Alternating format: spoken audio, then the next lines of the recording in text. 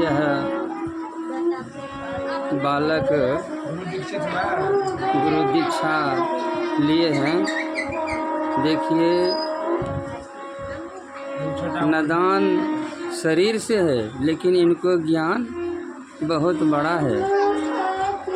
दीक्षा लेना सभी का बस के बात नहीं है। वह पूर्व जन्म की कमाई से ऐसे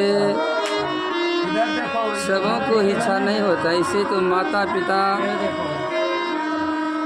और दादा दादी का संस्कार होता है। माता पिता और दादा दादी के पूर्व जन्म उन्हीं को कहा जाता है।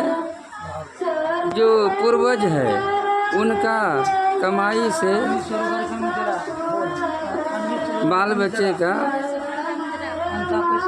संस्कार आगे की ओर बढ़ता है। अच्छे कर्म बुरे कर्म पूर्व जन्म की कमाई से होता है। जैसे कि माता पिता जैसा लक्षण का हो वैसा पुत्र हो जाते हैं। ऐसे तो कहता है संगत से गुणात है, संगत से गुण जात, बांस फांस मिश्री एक के भाव बिकाए। इसलिए संगत कीजिए साधु की, हर एक रोटी याद वो अच्छी संगत साधु की।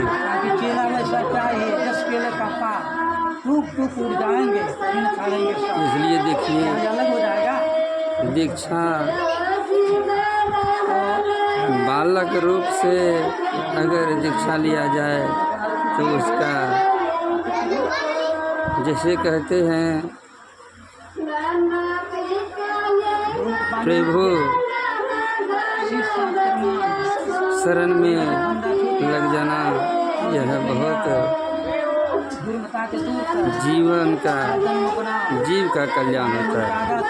शरीर का ठीक करने वाले डॉक्टर होते हैं और मन को ठीक करने वाले साधु संत होते हैं। साधु संत के शरण में अवश्य लगकर जीव का कल्याण करना चाहिए। माता पिता ने जन्म देता है और मास्टर ज्ञान देता है और गुरु जी वही ज्ञान को सिर्फ जगा देते हैं। ज्ञान अपने में खुद रहता है, लेकिन आध्यात्मिक में ज्ञान गुरु ही उस ज्ञान को जगा देते हैं। ज्ञान अपने में खुद रहते हैं और वह ज्ञान को गुरु जी जगा देते हैं। जिस प्रकार से ट्यूबवेल में पानी लेना होता है, अगर पानी सूख गया है तो वह ट्यूबवेल में पानी देकर पानी लिया जाता है।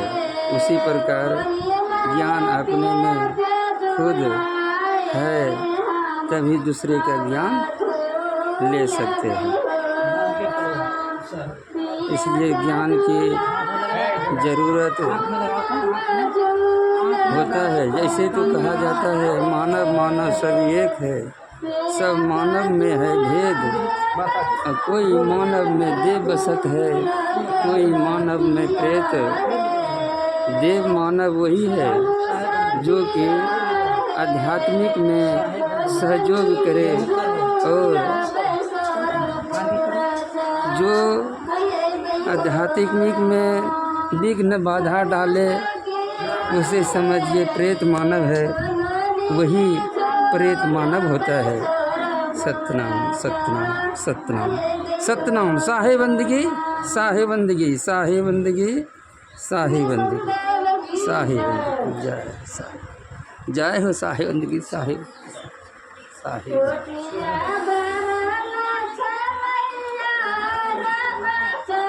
इन्हीं का होता है।